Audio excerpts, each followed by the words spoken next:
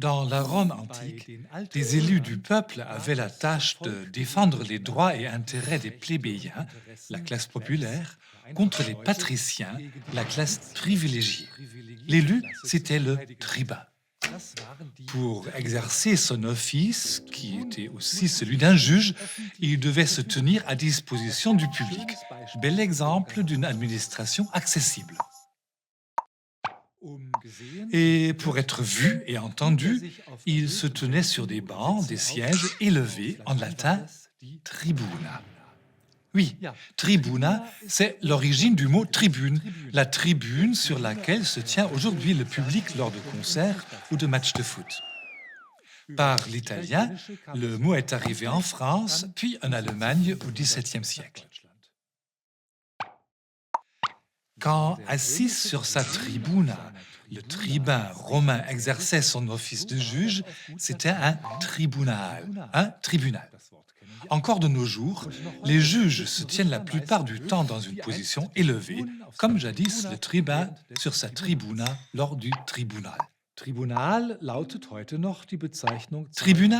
c'est aujourd'hui la désignation de bien des institutions juridiques. Le tribunal militaire, das Militärtribunal. Mais en allemand, on utilise plutôt le mot Gericht, cour de justice. Dans nos deux langues, donner une tribune à quelqu'un, c'est lui procurer un lieu d'expression. Et en français comme en anglais, la tribune, the tribune, c'est aussi le pupitre de l'orateur et un espace pour s'exprimer dans un journal.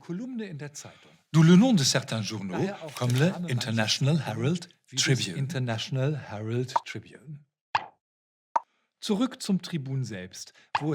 Revenons au tribun lui-même. D'où venait ce titre en fait? À ses débuts, la ville de Rome et sa population étaient organisées en trois parties. Ces trois parties, qui étaient donc chacune représentées par son tribun, s'appelaient tribus, avec la syllabe tri, qui veut dire trois.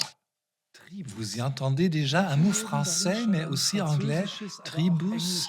Oui, c'est tribe en anglais et tribu en français. The tribe, der Stamm. Quand vous vous trouverez la prochaine fois dans la tribune du stade de football, vous ferez donc partie d'une tribu de fans.